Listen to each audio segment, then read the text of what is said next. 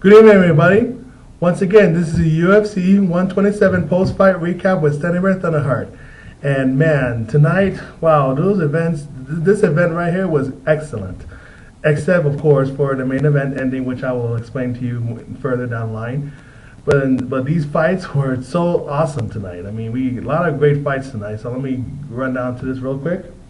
So, Maciej Jewtuszko versus Curt Warburton. And the winner is Curt Warburton, unanimous decision. Mark Hunt versus Chris Tuchscherer. The winner is Mark Hunt via knockout. I mean, let's put it this way. I was actually surprised the fact that when Mark Hunt actually hit him so many times in the face and actually caught him square in the eye, he cut his eye up so much, meaning Tuchschere's eye was cut up so bad, his eyelid was literally hanging. And I was actually really surprised that, first of all, that the doctors asked him if you want to continue. Oh, of course the fighter is going to say, yes, I'm going to continue, just out of pride. So that's, wasn't a really good job, these doctors. I mean, these doctors should have just said no, we're going to stop the fight. But surprisingly enough, they didn't stop the fight. And the guy has, of course, Tuchscherer has some heart. He's a fighter, for crying out loud. So, of course, he's going to say yes. But nonetheless, despite all that, though, Tuchscherer had him taken down in the first round, Mark Hunt. He had a chance to lock up the Kimura on Mark Hunt, but couldn't able to really cinch it in and couldn't even be able to make him submit. So went to the second round, and then when the second round happened, that's when it was all Mark Hunt from there on out. And he went to a point where Mark Hunt even gave him a nice uppercut to the face, to a point where without even waiting for the referee to stop the fight, he just walked away. But then that's when the referee will say, enough, stop the fight. So congratulations, Mark Hunt, on that awesome knockout victory that you had. And Tiequan Zhang versus Jason Reinhardt. And the winner is Tiequan Zhang via submission with a guillotine choke. I mean, what a successful UFC debut that he made. It didn't take long for this fight. I mean, they just threw some punches here and there.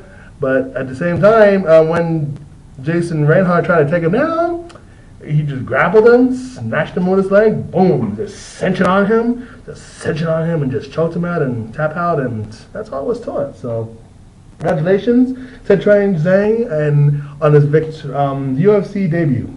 And Anthony Perosh versus Tom Blackledge. The winner is Anthony Perosh, submission. And Nick Ring versus Riki Fukuda. And the winner is Nick Ring, unanimous decision. And James Huna versus Alexander Gustafsson. And the winner is Alexander Gustafsson via submission rear naked choke. I mean, let's face it. I mean, James Huna and them, they really went at it with grappling each other and striking and kicking. But let's put it this way. I mean, James Huna was the aggressor at the start. Yeah, he had him in a side control, and he was all, basically putting on a wrestling clinic at first, but it did not really work because he was able to really finish him off. Instead, Alexander was actually able to then take him down, finish up, and then not to mention not only just finish him off, but he was actually able to control him to such a degree that he slapped on the rear naked choke on him. Not just once. Once he couldn't. The first time he couldn't do it. The second time, however, he was able to actually cinch it in. And so tightly and nicely that, of course, Huna had no choice but to tap out. So congratulations on Alexander Gustafsson. So good job on that submission victory. One of the best ones I've seen in a while. And Ross Pearson versus Spencer Fisher. And the winner is Ross Pearson, unanimous decision. So, and Kyle Noke versus Chris Camozzi. And the winner is Kyle Noke via submission with a rear naked choke. And that made submission of the night. So congratulations, Kyle Noke.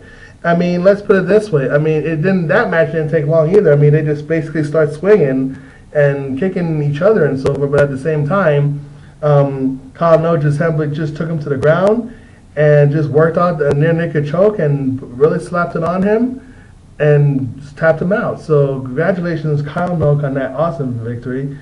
And Chris Lytle versus Brian Ebersole. And the winner is Brian Ebersole, unanimous decision. And this is, of course, a 47th career win and a UFC debut. Now, even though, yes, this was his debut, but he's actually had a lot of fights within the 8-year period, going to smaller circuits and various other things. So this man is actually very experienced, even though he's 30 years old, and he finally stopped Chris Lytle's streak in his tracks. I mean, his momentum actually, not undefeated streak, but his momentum in his tracks via unanimous decision. And not to mention, I didn't get the idea why he had that arrow hair shaved out. I thought it was actually, I assumed it was a tattoo at first of an arrow pointing at him, but it turned out that he actually shaved his hair and made it that way, and that's a very unique thing. So, and I thought it was funny, and I wondered why he did that, so I'm going to have to do my research on that at some point, why he did it. Man, I don't know if it's a ritual that he was doing or something like that, but in any event, it did serve him a purpose, and especially when he started off with that, with the capoeira spin kicks that he did, not once but twice in that match. I mean, even that affected him, but it did some kind of damage. But in any event, his unorthodox style and his personality, and he won me over the first time. I'm like, wow, this guy's incredible. So congratulations, Brian Ebersole, on such a wonderful UFC debut. I mean, that was one of the best UFC debut victories I've seen in a long time. So congratulations on that. And George Sotiropoulos versus Dennis Siver, and the winner is Dennis Siver, unanimous decision. I mean, it did win the distance. I was actually surprised it did win the distance. I mean, I thought it was going to be ending the first or second round. But George Sotiropoulos, even though with his great boxing skills that he had, and he was able to really get the win in the second round, the bottom line was he could not take Dennis Siver down for any submission attempts. He could not. I mean, there was no way. I mean, Dennis Siver was too strong, and he was too good. He was too fast for his hands, but more important than that, he stopped Sotiropoulos' takes down every single time he tried that. And of course, Dennis Siver hit him a couple of times when he knocked him down in the first round, and he knocked him down again in the second round.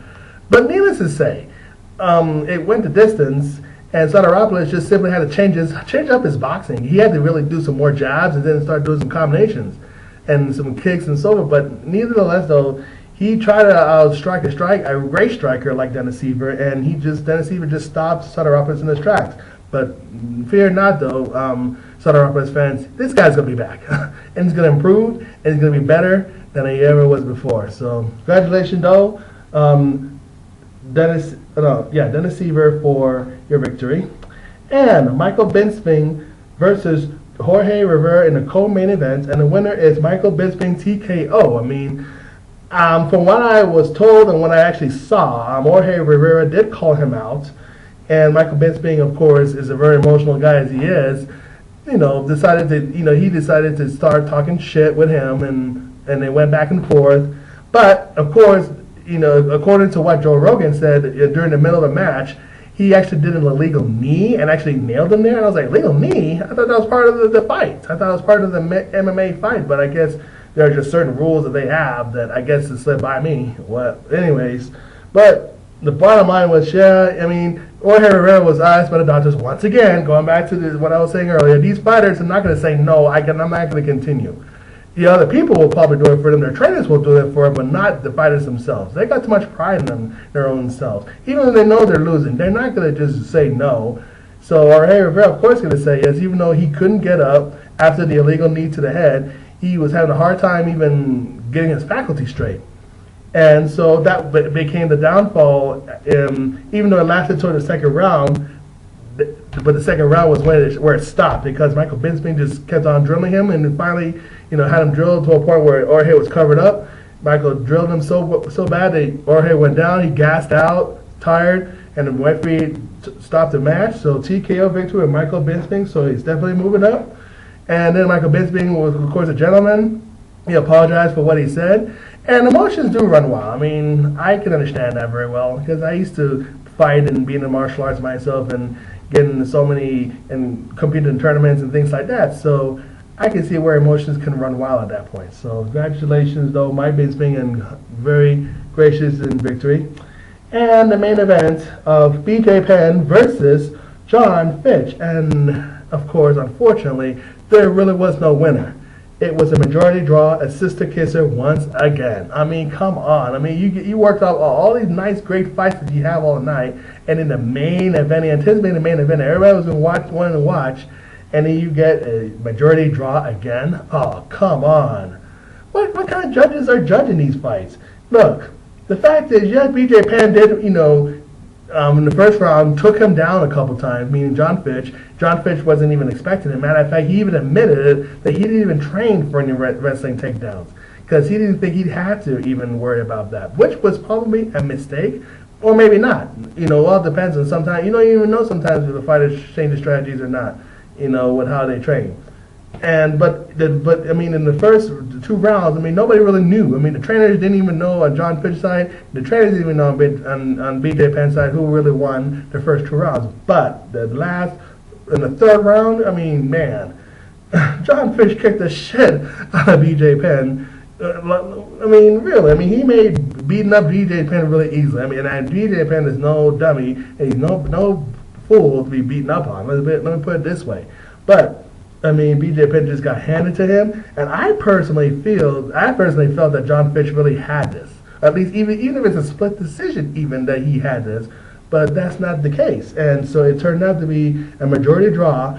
And I mean, 2 things. I mean, these majority draws are getting so ridiculous. I mean, 1 or 2 things need to start happening with these majority draws. Either they need to put it on sudden death to have these fighters fight again 1 more round, or just have them fight without any rounds, or just let them go with no time limits and no judging next time, because these judges obviously are too incompetent to even judge the right way, I feel.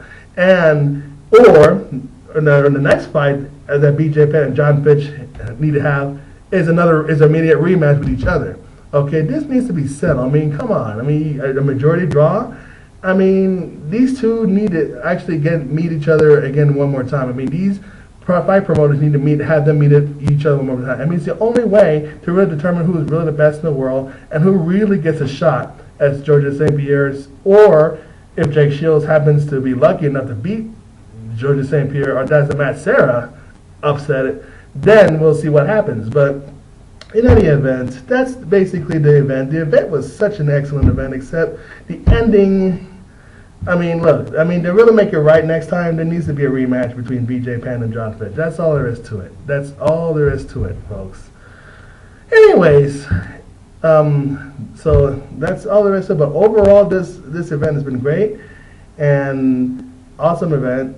The hearts were really there with all the fighters tonight. So, in any event, this is Stanimir Thunderheart. Take care, everybody.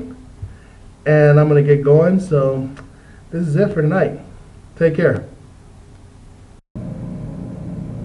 If you like this video, please rate, comment, and subscribe. And also follow me at twitter.com/bearofrehab. Just as it spells. Anyways, take care, and many blessings to you all. Healing, it is all that is.